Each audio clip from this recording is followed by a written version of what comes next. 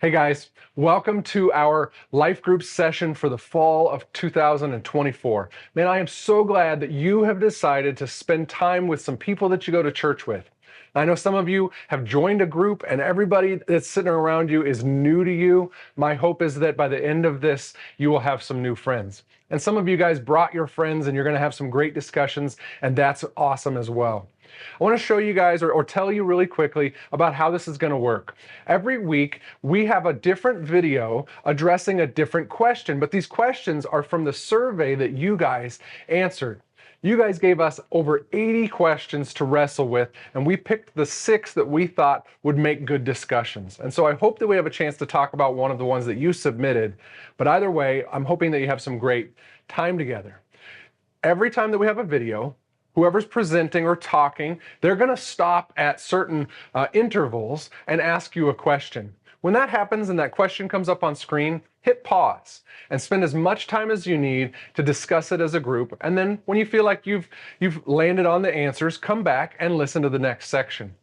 Some groups are going to get through every video every week because it helps you talk, and it's a little bit more awkward for some groups to get started talking. And there are other groups who are going to talk so much during the first question they may not get through the entire video.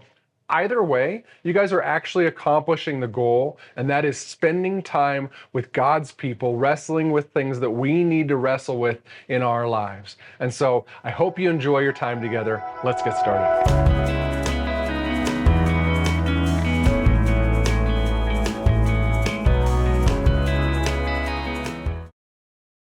Hey guys, my name is Heather, and I'm excited to bring you this lighthearted, joyful topic today. How could God allow evil and suffering?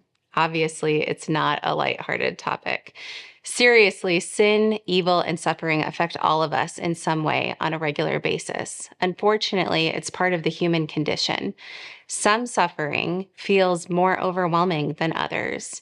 Like each day in the US, an average of 5 children die from abuse. Just in the last 2 months, hurricanes and flooding have destroyed homes, and they've taken lives from people in Bangladesh, in Nepal, Vietnam, Nigeria, and here in the US. Last year, it was estimated that there were over 27.6 million people trafficked around the world. The question, how could a good God allow evil and suffering to exist, is something most people wrestle with at some point. For some, it causes them to turn away from God towards atheism, and others attempt to find biblical and philosophical answers, or just remain in the tension of uncertainty. The weight and complexity of this issue is huge. And we won't be able to go through every single detail or facet of this issue in our short time together today, but let's start the discussion. The book of Job is what comes to my mind when I think about extreme pain and suffering. I used to hate the book of Job because it seemed really unfair from my perspective. Job is called blameless and upright. He feared God and he shunned evil. Everything was going great in Job's life until one day, Satan approaches God, claiming that Job is only obedient because he has so many blessings. Satan seems to manipulate God, saying, "But now stretch out your hand and strike down everything he has, and he will surely curse you to your face." This is the point in the story when I expect God to do what I think was right, to stand up for his faithful friend, to not fall for Satan's scheme. I expect God to tell Satan to get the hell out of there, literally, and to leave him and his friend alone. I expect God to stand up to the bully and to do what is good in my eyes. But that's not what God does here. God grants Satan the ability to bring great harm and destruction to Job's life. Satan kills his animals, his servants, and all of his children. Can you imagine that? All of your children dying in the same day? He afflicted Job with painful sores, and it is at this point when Job cries out to the Lord. He wishes that he had never been born. He wishes for death. Have you ever been in this kind of despair? Before we look at some of the theology, we must address the relational, human aspect of suffering. The right response to anyone who is in the midst of deep pain is not some heady theological or logical explanation. It is compassion and empathy that allows us to sit with those who are in suffering in silence, to graciously respond when spoken to, and to love them in their profound pain. Weeping with those who weep and mourning with those who mourn is more important than getting them to agree with your logic in the moment of deep anguish. Let's pause here and discuss. The first question is, think about a time when you were in deep suffering, whether caused by sin or something else. How did others care for you in positive ways? How have you been hurt by the words of others who had good intentions to console you?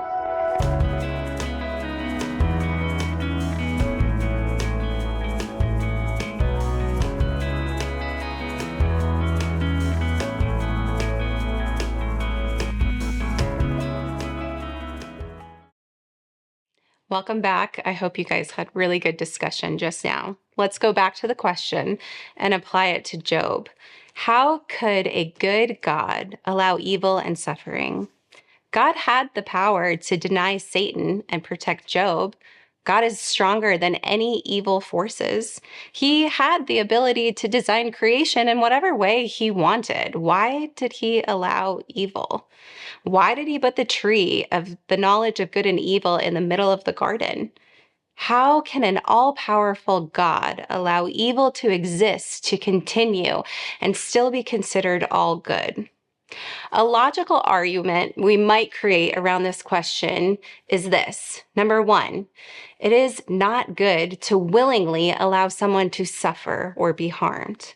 Number two, God is all-powerful and has the power to prevent suffering. Number three, God allows suffering to exist in the world. Four, therefore, an all-powerful and all-good God cannot exist. That seems like a pretty solid argument. No wonder this is such a hard question. This logical argument may lead us to question God's power. We might ask, if God allows evil and suffering to continue because he can't stop it, then is he really all-powerful? Some people have argued that because God allows free will, he doesn't have the power to stop the poor decisions of humans that lead to sin. The consequences of our free will are out of his control. However, others disagree, saying that this limits God's power. And throughout the Bible, we witness God intervening in the choices of men. God hardens hearts, opens eyes. He strikes people down with disease, destruction, and death. In the book of Job, we see God allowing Satan to bring seemingly unwarranted suffering upon his faithful servant.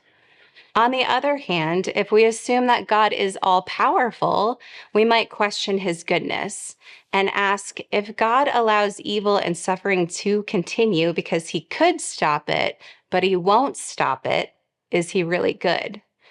But there is an assumption here. I am assuming that my definition of good is the same as God's. But at times, my definition of good looks like no discomfort, no pain, no death. But there are many examples in life where pain and suffering are good. Any parent can attest that we inflict temporary emotional pain and suffering on our kids pretty frequently. We tell them that they have to eat their vegetables, they can't hang out with their friends until their chores are done, or that it's time for bed. If you've ever made a toddler go to bed against their will, you know that their suffering seems very profound in that moment. We do this for their own good. Outside of discipline, we see that pain and suffering is good.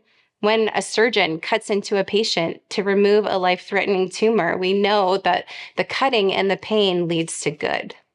So in some examples like these, it's easy to see the good that comes from suffering. But there are so many more examples when it is nearly impossible to see any good result in the darkness. My definition of good in the world comes from my incomplete, finite point of view. I don't have infinite knowledge and wisdom. My definition of good often misses the greater story. I'm missing so many pieces of the puzzle because I'm not omniscient. I'm not all-knowing. I'm not God. God knows every piece of the puzzle and the end of the story. God knows absolutely everything that is happening on earth and in the spiritual realm, and he defines what is good because he is God and I am not. All that brings us to our second set of questions. Have you ever struggled to believe that God is all powerful or that God is all good? After you've talked about that, share some examples of how something that caused you suffering was for your own good. Maybe the birth of a child, discipline from a parent, a surgery, etc. Go ahead and discuss amongst yourselves.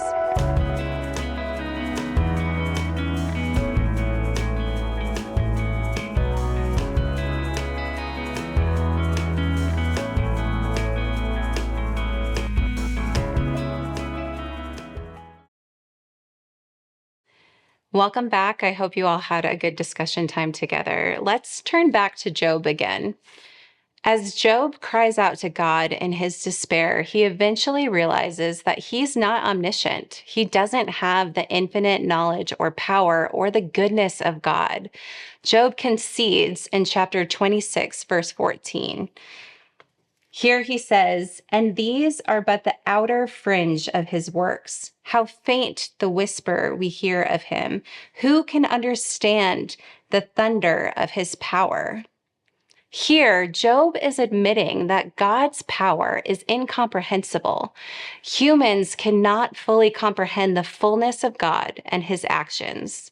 Later on in chapters 38 and 39, God reminds Job in many, many examples of how no human can come close to grasping the Lord's knowledge, power, wisdom, and gracious goodness.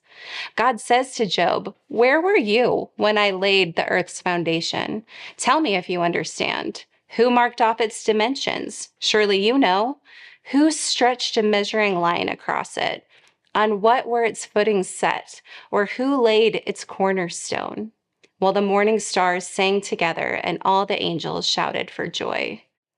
God is essentially saying, "Job, were you the one who created everything? Where were you when I set everything into motion through just my words? Do you know the song of the stars or the angels? And yet here you are thinking that you know better than me. You think you get to determine what I allow and what I don't. Job, you have no idea what my plan is beyond your life or this world or the timeline in which all men are stuck. My plan is far beyond what you can even dream up."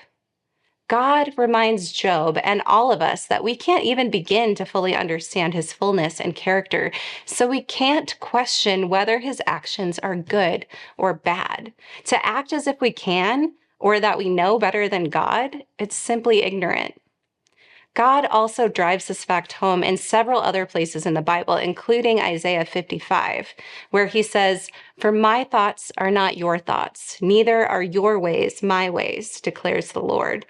For as the heavens are higher than the earth, so are my ways higher than your ways, and my thoughts than your thoughts." Job never gets the answer to his question. God doesn't tell him why his specific suffering was necessary, but Job finds satisfaction in the sheer fact that God met with him.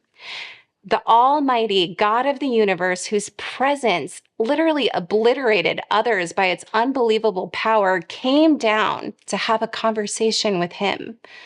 Job doesn't see the big picture, the greater story in his life, but he sees God, and that's all he really needs. He trusts in God more than he trusts in his own understanding and logic. So, to answer the question, why does our omniscient, omnipotent, all good God allow pain and suffering? To be honest, I don't know. Why didn't he keep the serpent, Satan, out of the garden in the first place? Would it limit our free will? Would it keep us from knowing how to love? Would we know grace and love without knowing evil? I can guess, but I don't fully know. I don't know the complete answer to why God allows evil and suffering, but I do know what the answer can't be. As I look at the cross and the extreme suffering that Jesus endured to save us, as I look at the undeserved pain he took onto himself because of our sin, I know that the answer can't be because God doesn't love us. The reason God allows evil and suffering to exist can't be that God doesn't care about us or is indifferent to our pain. He could have chosen an infinite number of ways to save us from our sin, to redeem us. But before the foundation of the world, God chose his redemption plan, one that would bring him extreme pain and suffering.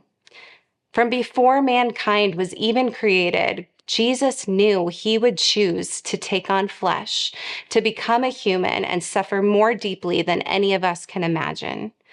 God loves us that much to end evil without ending us through his sacrifice on the cross. The grand story of the Bible of humanity's relationship with God is one of redemption and extravagant love. In his goodness, love, and power, he makes all things new. This is where our hope lies. Even when we can't understand and we don't have all the answers, we choose to trust that God is all powerful, all knowing, and all good all the time. As we get to our last discussion question, I just want to thank you for wrestling with this heavy topic with your small group. It's so important that we can talk about these things with fellow believers so that we can get to know the character of God more. So, as we wrap up our time together, I want you to discuss the fact that God chose to endure the greatest suffering and pain on the cross as his redemption plan. What does that mean to you? If you'd like to keep the discussion going, we have one more question for you. If God eradicated all evil from the world, where would that leave you? Would you still be here? Thank you so much for taking the time to discuss this heavy topic with us.